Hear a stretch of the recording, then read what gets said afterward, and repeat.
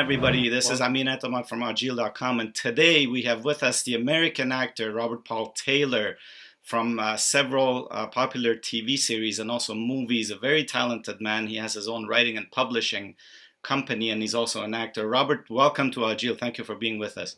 Thank you so much. Good morning. How are you? Good, thank you. Well, tell us a little bio, quick synopsis of your bio, where you started, what you're currently doing, and where you're heading from here on. Wow. I'm from San Francisco originally, born and raised, and I got involved in the industry. I've always been sort of an artist gypsy type. When I was 16 and 17, I was a street performer, and I was juggling torches and knives and backpacking around through Europe, sort of sowing my oats as a young man.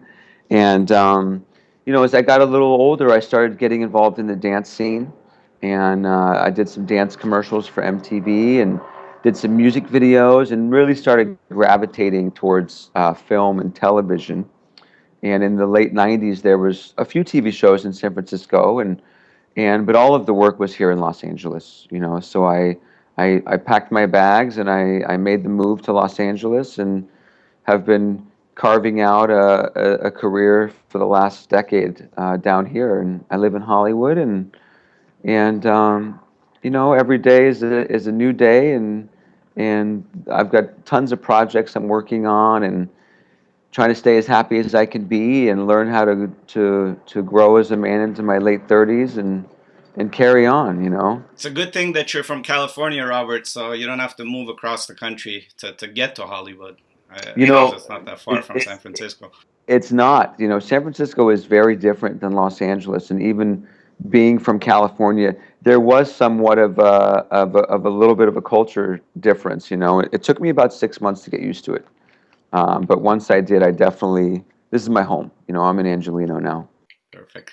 Robert, let's talk about the your roles on TV. You have different roles. You've been Remy Ramirez in East Los High. You've been Sergeant Hardbottom in Mixology, appeared on ABC.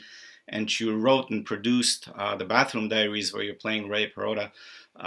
So, as you said, very busy man. Walk us through your experience on television. Um, Television is very fast paced, at least here in Los Angeles. You work really hard at what you do. You study, you train, you try to stay healthy, you try to stay available. You get calls at 5 o'clock in the afternoon to be in a casting the next day. If you book the job, you're on set 2 days later. The show's on the air 2 weeks later. You got your paycheck and your footage, and you're out of work again. So it's a very fast turning wheel. And I'm also a writer. So I try to keep as many projects on the stove at once as I can, because you never really know which one's gonna hit and which one's gonna go. And I've been lucky enough this last year to be hired by a couple different networks. You mentioned ABC. I had a fun guest star in that show. I appear on season 2 of East Los High on Hulu. I've got 8 episodes there as Remy Ramirez. That's been a lot of fun. It's given me a lot of camera time, a lot of time to really play a fun character. When it comes to movies, I usually play villains or darker stuff. But this year, I've done a lot of comedy. I did Brooklyn Nine-Nine with Andy Samberg, and I was just on New Girl last night. Um, and I haven't seen it yet. I don't have cable, but I have Hulu and Netflix, and so I'm waiting for it to pop up there.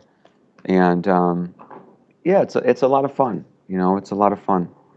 When most of the actors in Hollywood, I suppose, that do television also want to get into the cinema, the movie industry, and you have worked in film, and one of your current films, I don't know if it's in post production or not, but Prince Ali is a film that talks about a an Iranian American widower, I believe, who goes back home to Iran to get married again. What Yes. happens there, we don't know. We'd like to hear a little bit more about it. And I just want to mention before you talk about this, Robert, that Agil, as you know, is a American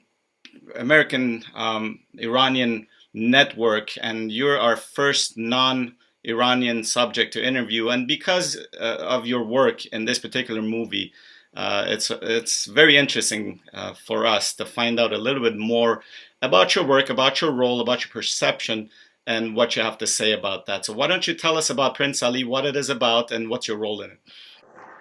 Thank you so much for having me. That's great to hear. So Prince Ali is a film that's directed by Kevin Hamadani, and he did films called Junk. He did another big zombie film a few years ago, and he is Iranian, and he tells the story of an older man who has lost his wife, and he goes back to Tehran, and he wants to find love again, and he hasn't been to Tehran in 25 years. And so we see him go to current day Tehran and his memories of how it used to be and how it's changed. The city has changed, the culture has changed, the younger generation has changed, and the views that have changed.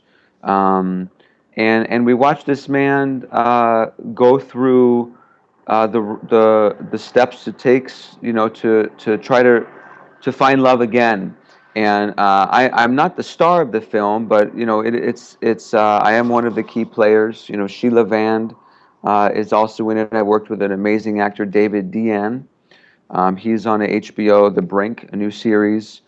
Sheila's on CBS State of Affairs, and you know the film is written by Max Bornstein, and it's based on a larger story. They want to make it into a feature film, and Kevin really loves Iranian culture, and he wants to bring it to modern day Hollywood and to tell this. The world is fascinated with the Middle East, and always has been, but specifically now, it's becoming more popular. We're seeing it more in television shows, and I think overall we're trying to, I'm not Persian, but people ask me all the time, "Are you Persian?" And I say, "Thank you." I'm not. Persian are beautiful people, beautiful Maybe women. it's the beard. It's the beard. I have darker skin, Yeah. but that culture is they're handsome men, beautiful women, and I just say thank you. So I play those roles in movies sometimes, and a lot of the times I'm playing a terrorist, or I have a gun, or we have some threatening. Hollywood likes to show this in a threatening way, and I loved about Kevin is Kevin wants to bring the realness.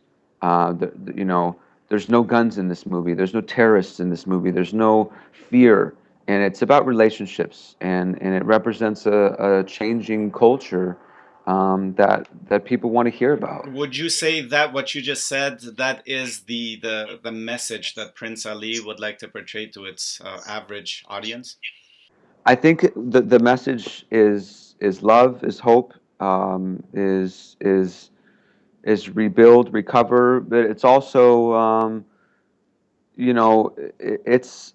it's really each person's gonna touch differently, um, but I think it's gonna be a beautiful film and show a beautiful culture. Do you play a local guy? I do. Now, how hard is it to play an Iranian or a local person as an actor in a movie, knowing that you have to go through looks and accents and blending in with the people? How hard is that?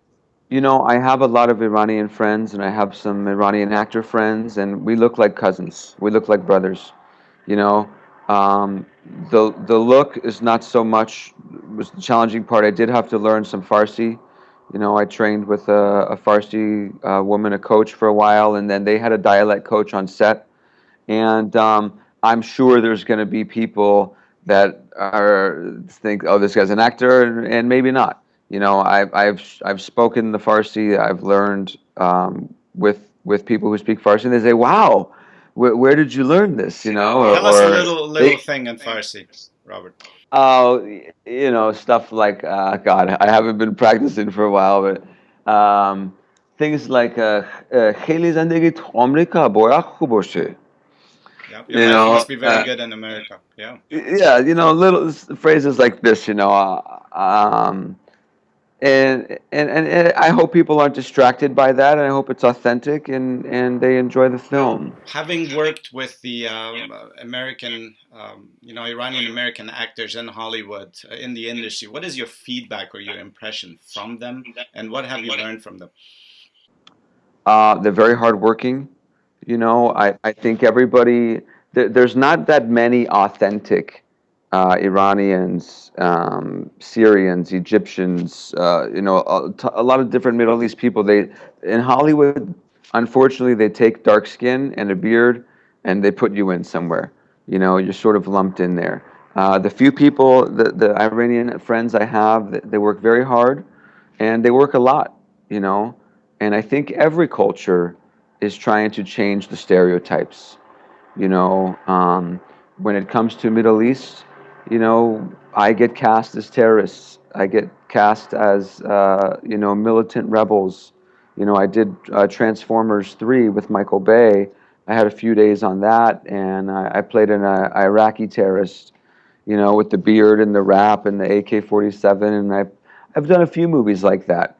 And I think slowly over time, we will get tired of seeing those stereotypes, and we want to see love stories. And as a matter of fact, it's actually very good to hear that Prince Ali, hopefully, whether it's a short film or where it's expanded into a longer film, portrays this positive image and, changes the perception of people. I just wanted to know in closing, Robert, what did you learn on this project? And what's even more important than learning something is, has your perception over Iran and Persians, whether in California or throughout the world, changed after you worked in this project? I would say it has. I got a little closer to a few of the people on set there we got to work with. I would love to visit there one day. I did learn more about Tehran. I found out that you can't just go there and shoot a movie. They had to. I hope I don't get in trouble for saying this, but they had to steal some scenes. I know we have a film crew over there who was able to steal some shots and send it to us, and um, but mainly, in the story, without revealing too much of it, we see this man walk down the path, and we see the obvious choices, and we see the choices he makes. And the lesson, I think, for me is, it doesn't matter how old you are or where you are in your life. It's you still today you can make the right choice. You can make a good choice today. And I think that's a beautiful message, because every day I wake up to a new day and I try to make the best possible choices I can for today. And You know, when can we hopefully see it when it comes out? And the um, mediums on which we can see it. it's going to go to festivals for sure. The producer is a guy named Angel Lopez. They did Dear White People last year. It was a big splash at Sundance. They got distribution. It's in theaters now, and so I think I've heard Toronto. I'm not sure yet, but as soon as it's going to go Toronto's to, probably going to be a big hit because there's a lot of Persians in Toronto. I can tell you that. yeah, it's going to go to one of the bigger. It's been submitted to the bigger festivals. We should know in a few weeks, and I'll keep you guys posted and let you know. And then there is a feature film that will be next, and the film will be made because the people involved, they're all heavy hitters. Well, Robert, we're very happy that you joined us today. Oh, Again, our thank you so first much. non-Persian subject, but again, with a relevant subject to the community, and very happy to have you on the show. I wish you nothing but success. Best of luck in the future in all your endeavors, and keep in touch with us. Thank you. Thank you so much. It's my pleasure.